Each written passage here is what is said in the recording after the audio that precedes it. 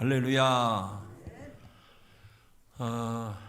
오늘이 어버이 주일인데 화창한 날씨 주신 하나님께 감사하며 또 주일을 범하지 아니하고 이 성전에 나와 예배드리는 여러분들에게 주님의 은혜와 평강이 넘치기를 축원합니다. 오늘은 이 어버이 주일인데 미국에서는 오늘을 마더데이, 어머니 날이라고 부릅니다. 그런데 한국에서는 어버이날이라고, 5월 8일이 어버이날이라고 얘기하죠. 물론 미국에서는 파더데이, 아버지 날이 따로 있습니다. 그런데 한국은 아버지의 날이 따로 정해져 있지 않습니다. 우리나라에서 이 어머니 날을 지정한 것은 1956년도에 어머니 날을 지정했었습니다. 그러다가 1973년 이 어머니 날을 어버이 날로 이름을 바꿔서 오늘에 이르게 됐습니다. 1973년도니까 그때 여러분은 몇 살이었습니까? 저도 생각을 해보니까 그때가 제가 중학교 3학년 때였더라고요. 뭐 계산이 빠르신 분은 제 나이가 얼마인지 금방 아시겠죠? 그런데 어느 목사님이 그 당시에 이 일을 회상하면서 하는 말이 이런 말을 합니다. 아니, 우리 집은 매일 아버지 날인데 왜 굳이 어머니 날을 어버이 날로 뺏어가는지 모르겠다. 별로 느낌이 없으신 거 보니까 무슨 말인지 모르는 것 같아. 그 당시만 하더라도요, 1970년도만 하더라도 대부분의 가정이 가부장 제도였기 때문에 모든 게 다 아버지 중심이었어요. 그런데 어머니 날 제정했다가 그거를 어버이 날로 바꾸니까 왜 어머니 날을 뺏어갔느냐, 그런 푸념을 한 겁니다. 이제 이해가 되셨어요? 예. 아직도 못 알아듣는 사람은 할 수 없습니다.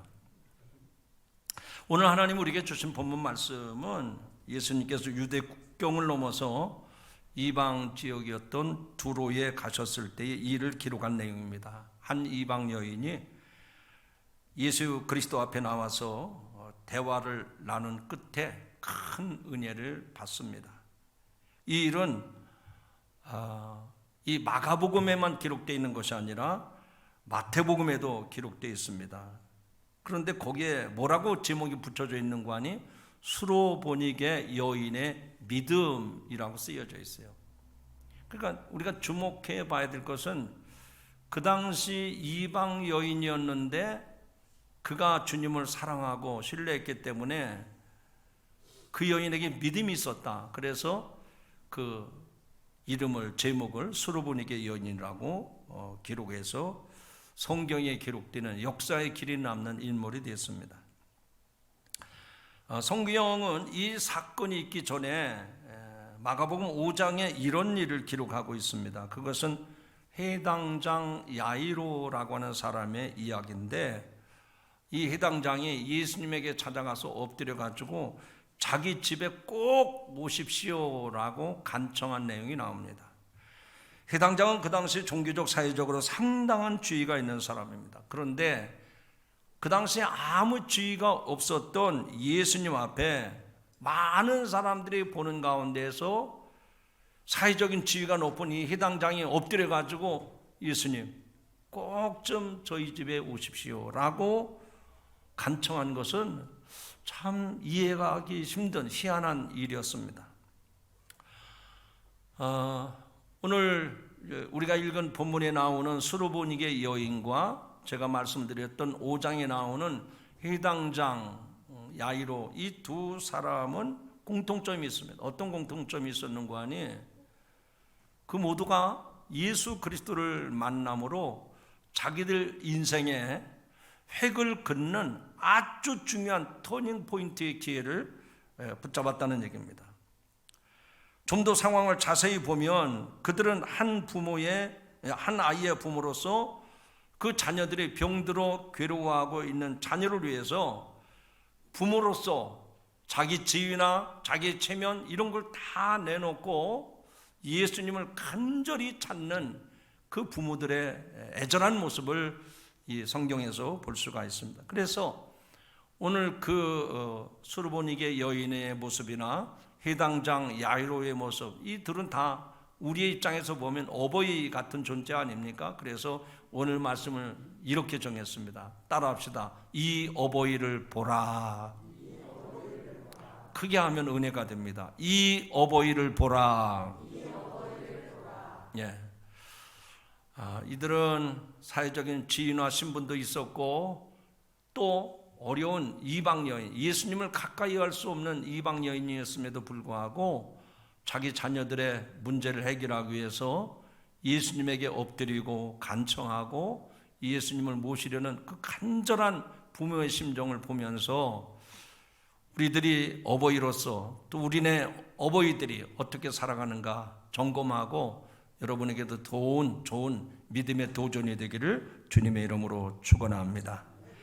첫 번째로 수르보니게 여인에 대해서 살펴보려고 합니다. 본문에서 눈여겨보아야 할 대상은 딸을 위해서 믿음의 헌신을 다하는 이 수르보니게 여인, 어머니의 모습입니다. 이 어머니는 모처럼 얻은 주님의 휴가를 방해하면서 등장합니다. 인간으로 오신 예수 그리스도는 육체의 휴식이 필요해서 때때로 조용한 시간을 갖고자 했습니다. 그래서 유대 지역을 벗어나서 두로 지방으로 가신 겁니다. 두로는 무역이 발달한 도시국가였고 주님으로서는 처음으로 가신 외국 땅이기도 했습니다. 하지만 그 여인이 어떻게 알았는지 두로에 사는 이방 여인들이 예수님이 머무시는 숙소에 몰려듭니다. 그 가운데 가장 적극적인 사람이 바로 이 수르보니게 여인이었습니다. 이 여인은 다른 사람의 앞장서서 이토록 주님께 극성스럽게 매달린 까닭은 병든 사랑하는 딸 때문이었습니다. 어린 딸이 귀신이 들려서 정신병을 앓고 있었기에 그 어머니 수르보니게 마음이 얼마나 마음이 안타까웠는지 괴로워서 예수님에게라도 찾아가고자 하는 그런 간절한 마음으로 예수님에게 나오는 모습을 보게 됩니다. 주님과 이 여인의 대화는 딱 한 구절로 기록되어 있습니다. 그런데 그 대화 속에 깜짝 놀랄 만한 긴장감이 넘쳐 흐릅니다. 그 대화의 내용은 이런 겁니다. 마가복음 7장 22절 28절에 보면 예수께서 이르시되, 그러니까 예수님께서 이 수르보니게 여인에게 하는 말입니다. 자녀로 먼저 배불리 먹게 할지니 자녀의 떡을 취하여 개들에게 던짐이 마땅치 아니하니라. 아니, 예수님에게 도움을 청하러 온 여인에게 그 여인을 개 취급한 겁니다. 사람 취급을 한 게 아니에요. 개 취급을 한 겁니다. 얼마나 무시당했을까요? 얼마나 무안했을까요? 그런데 그 수르보니게 여인이 예수님에게 이렇게 대답을 합니다. 28절입니다. 여자가 대답하여 이르되 주여 올소이다. 주여 올소이다. 그렇지만 상 아래 개들도 아이들이 먹던 부스러기를 먹나이다. 이게 무슨 얘기예요?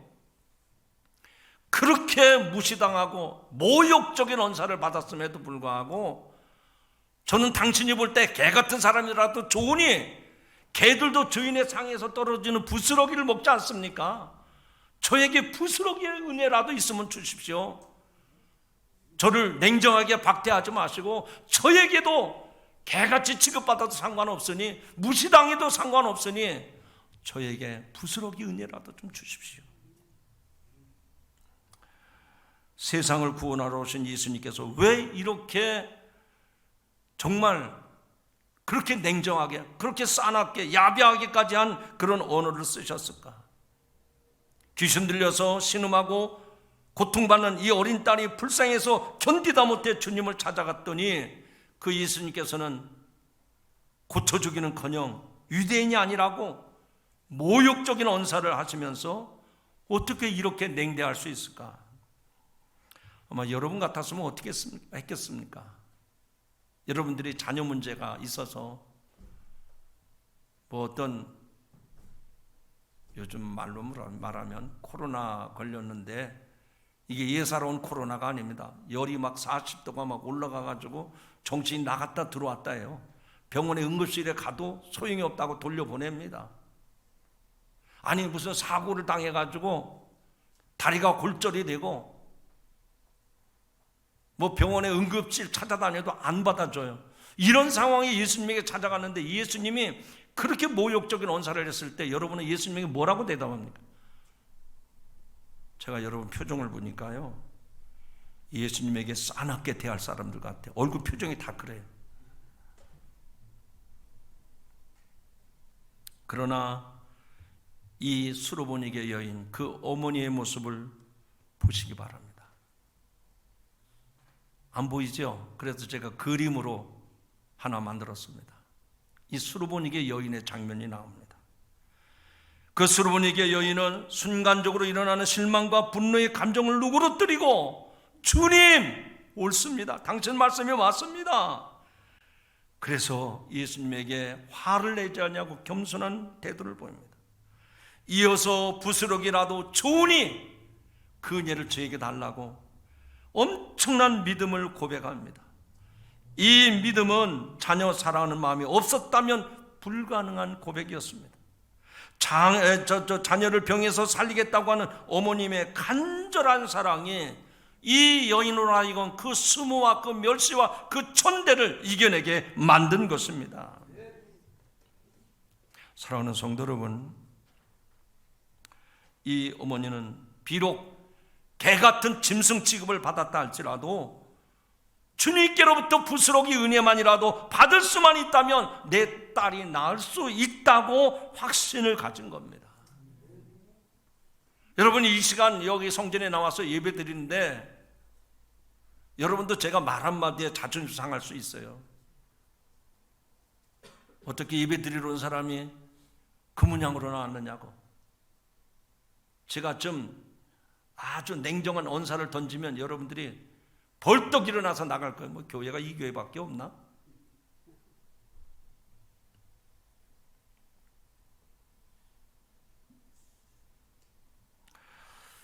이 어머니의 자녀 사랑이 믿음을, 그 자녀를 사랑하는 그 사랑하는 이 마음이 믿음으로 드러나고 있는 거예요.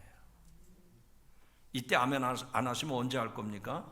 제가 다시 얘기할 테니까 잘 들어보시고 아멘을 해보시기 바랍니다. 이 여인이 지금 믿음을 가지고 있는데 그 믿음은 자녀를 사랑하는 마음이 있을 때 그 믿음이 표현이 됐다, 그 얘기입니다.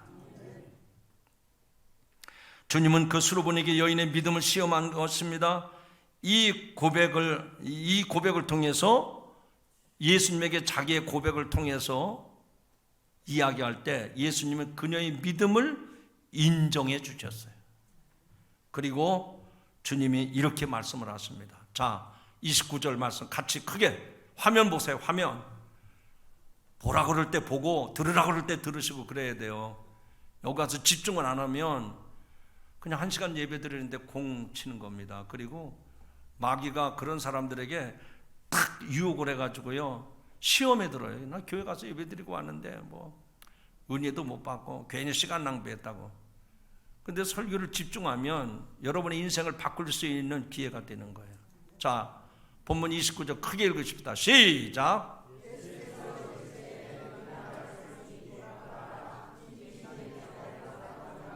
예수님이 여러분 개인에게 하신 말씀이라고 생각하시고 예수님이 지금 나에게 하신 말씀이라고 생각하고 더 크게 시작. 예수께서 이르시되 이 말을 하였으니 돌아가라, 귀신이 네 딸에게서 나갔느니라. 할렐루야.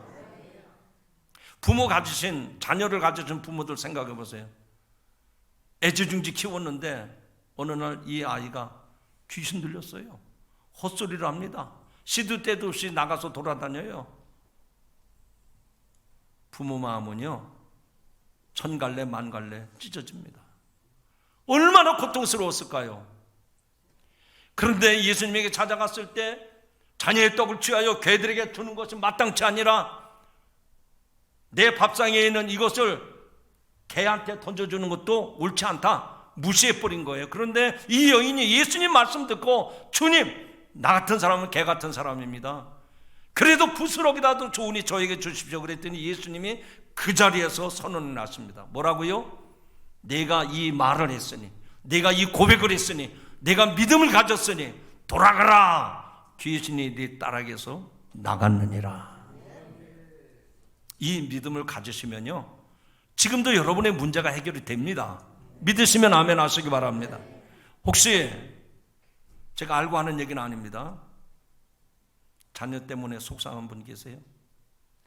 자녀 때문에 골치 아픈 분이 계십니까? 자녀 때문에 밤잠을 이루지 못하는 성도 계십니까? 주님은 여러분의 아픔, 여러분의 눈물, 여러분의 괴로움 아십니다. 그러나 그걸 가지고 혼자 고민하지 마시고 이 수르보니 교회 여인처럼 예수님께 나가서 고백하십시오. 믿음을 가지고 고백하십시오. 그러면 여러분의 믿음을 보시고 자녀 문제를 해결해 주심을 믿으시기 바랍니다. 그게 신앙이에요. 그게 믿음이에요. 마태복음에서는 믿음을 강조한 주님의 칭찬이 이렇게, 이 여인에 대한 칭찬이 이렇게 기록되어 있습니다. 예수께서 대답하여 이르시되 여자여 내 믿음이 크도다. 내 소원대로 되리라 하시니 그때로부터 그의 딸이 나으니라. 주님의 치유의 역사는, 주님의 치료의 역사는요, 시간과 공간을 초월해서 역사가 나타나는 겁니다. 여러분의 자녀들의 속을 썩이고 집을 뛰쳐나가고 방황한다 할지라도요, 여기서 기도하면, 여기서 하나님 앞에 전심으로 매달려 기도하면 그냥 자녀들 돌아오게 돼 있어요. 회개하게 돼 있단 말이에요. 그게 하나님이 하시는 일이에요. 여기서 저는 여러분에게 이러한 질문을 합니다. 사람들은 내가 가진 믿음과 자녀 사랑하는 것이 아무 관계가 없다고 생각을 해요.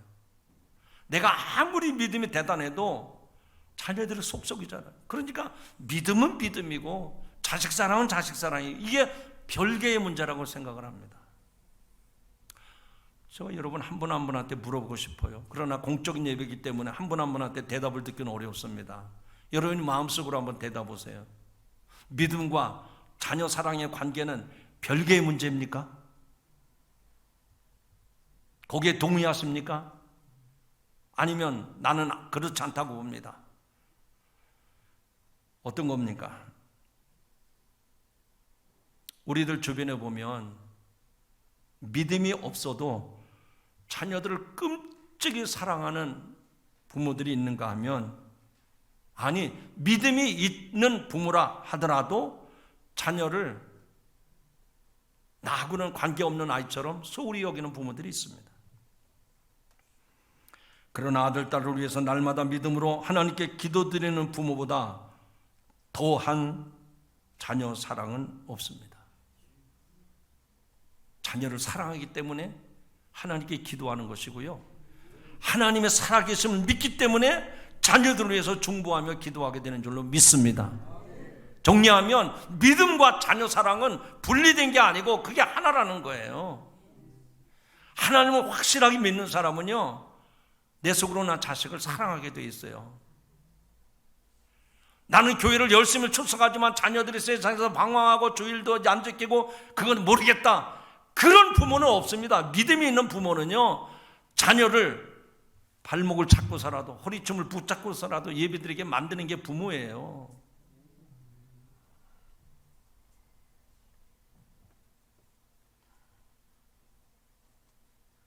내게 주신 내 자녀를 영혼을 다해서 사랑하는 것은 믿음이 없으면 불가능한 겁니다. 믿음이 있을 때 그 자녀를 진정으로 사랑하게 되고 그들의 앞날을 염려하게 되고 그래서 하나님의 도우심을 구하게 되는 겁니다. 우리 기독교 130년의 역사 가운데서 그런 예들을 얼마든지 살아요. 그래서 1박 2일 동안 우리가 딱따구리 수련회 가서 기도하고 예배드리고 강화에 가가지고 우리 믿음의 선배들이 어떻게 신앙생활하는지 돌아봅시다. 제가 그날 거기에 참여한 성도들한테 뭐라고 얘기한지 아세요? 오늘 여기에 이 가이드분이 설명을 할 텐데 설명을 똑바로 못 들으면 점수 못 드립니다 그랬어요. 그만큼 중요하다는 얘기. 제가 성함은 기억할 수 없지만 어떤 분이 예수 믿고 나서 보니까 이렇게 예수 믿는 게 좋은 일이고 이렇게 예수 믿는 것이 얼마나 귀한 일인데, 그래서 우리는 예수 그리스도 안에서 하나다 그래가지고 이름을 다 일자로 바꿨어요. 일자로. 그래서 아버지도 성함에 일자가 들어가고 자식도 일자가 들어가고. 왜? 나는 예수님과 하나가 됐다. 그게 강화도에 있는 우리 기독교 선배들의 삶의 모습이에요. 여러분들은 어떻습니까? 자식 이름 짓겠다고 절간에 찾아가서 부탁하고, 점쟁이한테 찾아가서 우리 아이 이름 좀 잘 줘주세요 부탁하고. 아니, 그런 성도 없으면 다행입니다.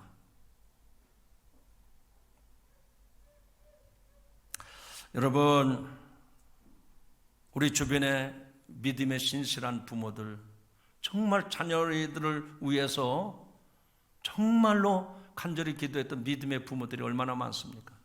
성경에서 그런 인물이 얼마나 많습니까? 한 사람의 예를 든다고 하면 위대한 선지자 사무엘이 하나님의 부름을 받아 세워진 것도 그의 어머니 한나의 기도 때문이었습니다. 믿음의 든든한 배경이 되어준 아버지 엘가나의 사랑 때문이었습니다. 우리 감리교회 창시자였던 요한 웨슬레 목사님도 그 아버지 사무엘 웨슬레와 그 어머니 수산나의 영향 때문에 세계를 바꿀 수 있는 지도자가 되지 않았습니까? 우리는 감리교회 후예라고 한다면 우리가 가정에서 자녀들을 어떻게 양육해야 되는지를 알아야 됩니다. 여러분이 믿음을 가지고 계시다면 그 믿음은 자녀 사랑을 통해서 그대로 열매로 나타나야 돼요. 오늘 말씀을 통해서 부모된 여러분들이 내가 부모로서의 역할을 잘 감당할 수 있기를 오늘 말씀을 통해서 크게 도전받는 계기가 되기를 주의 이름으로 축원합니다. 오늘 어버이주일을 맞이해서 발명왕이었던 에디슨의 어머니를 잠시 소개하고자 합니다. 저기 화면에 보이는 남성분이 발명왕 에디슨이고 네모 박스 안에 있는 분은 그의 어머니였습니다. 우리가 잘 아는 바와 같이 에디슨은 학교 교육을 불과 3개월밖에 받지 못한 사람입니다. 어린아이 때 호기심이 많고 또 엉뚱한 질문을 잘하다가 청각장애까지 가지고 있어서 문제아로 불렸다고 합니다. 사람도 알을 품으면 병아리를 부화할 수 있는지 시험하는 등 주위에 걱정을 끼친 일이 지금까지도 유명한 이야기로 남아있습니다. 그래서 학교 생활을 잘 할 수가 없었어요. 어느 날 선생님이 에디슨에게 꼭 어머니에게 전하라고 인봉한 편지를 주셨습니다. 에디슨의 어머니 낸시 엘리엇은 그 편지를 읽고 난 후에 조용하게 에디슨을 불러 앉혀놓고 선생님의 편지를 크게 읽어줍니다. 당신의 아들은 천재입니다. 이 학교는 너무 작아서 천재를 가르칠 만한 좋은 교사가 많지 않습니다. 그러니 어머니가 직접 가르쳐 보십시오. 이 편지에 따라서 에디슨은 학교에 가지 않았습니다. 어머님의 가르침을 받으며 홈스쿨링을 시작했어요. 어머니는 교사 출신으로서 이 막내 아들을 사랑과 믿음으로 교육했습니다. 아들과 함께 백과사전을 찾아보면서 호기심 많은 아이를 위해서 날마다 기도했습니다. 결국 어머니가 세상을 떠나고 에디슨이 세계 발명가로 우뚝 선 뒤에 어머니의 유품을 정리하다가 노랗게 빛깔 바른 편지 한 통을 발견했습니다. 그것은 어머니가 소년 시절에 에디슨에게 읽어주셨던 편지였습니다. 그러나 편지의 원본은 그때 어머니가 읽어주신 내용과는 전혀 다른 내용이었습니다. 어머니, 당신의 아들은 너무 부잡스럽고 지적 장애가 심해서 이 학교에서는 가르치기 어렵습니다. 앞으로 학교에 오지 않았으면 합니다. 이제 진실이 밝혀졌습니다. 그 어머니는 아들을 향한 사랑으로 그의 마음을 다치지 않고 용기와 희망을 주기 위해서 그 편지를 믿음의 글로 바꿔서 읽어준 겁니다. 그리고 어머니는 아들의 앞길을 열어주실 주님께 기도드리면서 오직 믿음으로 그의 선생이 되고자 했습니다. 에디슨은 눈물을 닦으며 자신의 어머니이자 인생의 멘토이신 낸시 엘리엇을 향해 놀랍고 위대하신 어머니, Amazing Mother 외쳤다고 합니다. 그렇습니다. 우리들에게도 놀랍고 위대하신 어머니, 아버지가 계십니다. 내가 나 된 것은 부모님 덕분입니다. 부모 없이 이 세상에 온 사람은 한 사람도 없습니다. 잘났든 못났든 여러분의 부모님이 계시기에 오늘 여러분이 이 자리에 있는 것입니다. 그리고 오늘도 믿음으로 주님 안에 거하게 된 것은 모두 놀랍고 위대하신 아버지, 어머니의 은혜요 덕분인 줄로 믿습니다. 우리는 이 사실을 기억하며 주님께 감사해야 될 줄로 믿습니다. 이제라도 부모님께 대한 우리의 진정한 사랑을 고백하고 또 효를 다해야 할 줄로 믿습니다. 자녀들은 내게 믿음을 주신 어버이를 모시며 감사하고, 어버이는 이 믿음을 이어갈 우리 자녀들을 위해서 뜨겁게 사랑하고 기도하는 것, 이것이 어버이 주일을 맞이한 우리들의 자세인 것입니다. 오늘 저는 여러분에게 수르보니게 연이라고 하는 한 사람의 어머니를 소개했습니다. 이분은 그 옛날 멀리 사마리아에 살았던 여성이 아니라, 시리아에 살았던 여성이 아니라 비르무도 살았다는 이야기입니다. 즉 오늘날 우리가 우리의 인생을 이 땅에 살게 하신 어머니와도 같은 분입니다.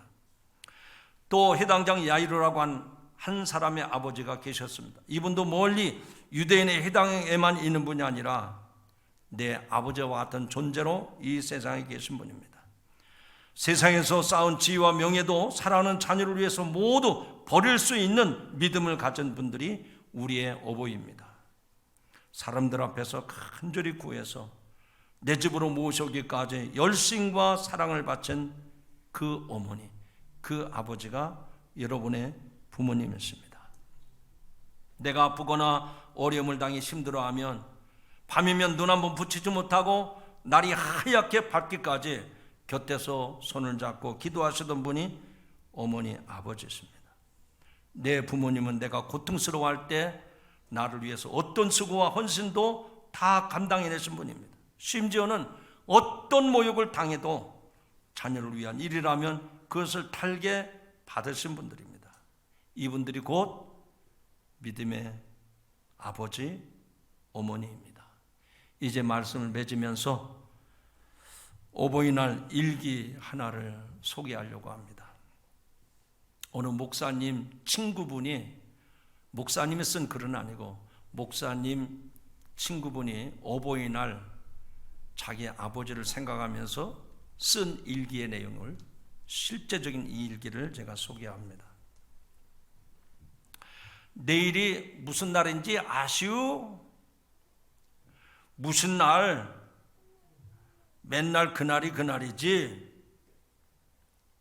아니 어버이날이라고 옆집 창식이는, 관식이는 벌써 왔습디다. 어떻게 이름이 동명이인이 있죠? 아버님은 아무 말 없이 담배를 입에 물고 불을 당겼죠. 다른 집 자식들은 철대고 때 되면 다들 찾아오는데 우리 집 자식들은 뭐가 그리 바쁜지 원. 아버님은 어머님의 푸념이 듣기 싫은지 휑하니 밖으로 나가셨습니다.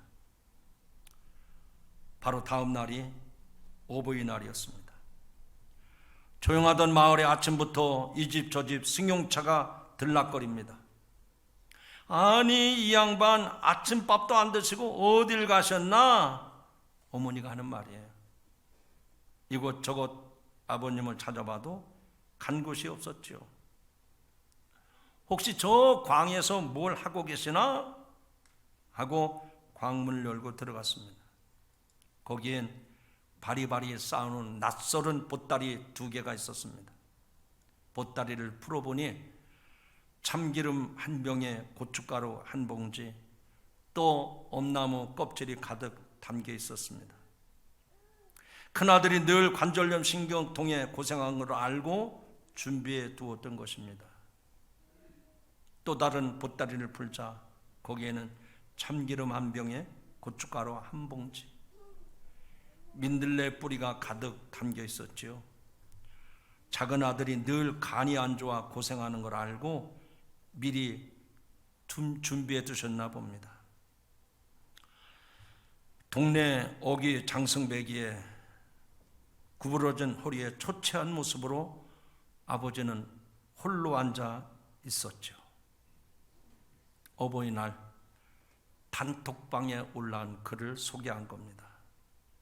뻔한 이야기 같지만 이것이 우리들의 아버지, 어머니들의 삶의 모습입니다. 오늘 우리에게 이런 어버이가 있음을 기억하시고 살아계시는 동안 부모에게 효를 다하는 믿음의 성도가 되기를 주님의 이름으로 축원합니다. 하나님 아버지, 오늘 어버이 주일을 맞이해서 우리가 부모님께로 받은 사랑은 한이 없고 너무 큰데 우리들은 어떻게 보답을 하며 살았는지 돌아보게 하시니 감사합니다. 부모님의 사랑을 저희들이 받았으니 이제 그 사랑을 잘 보답할 수 있도록 은혜를 베풀어 주옵소서.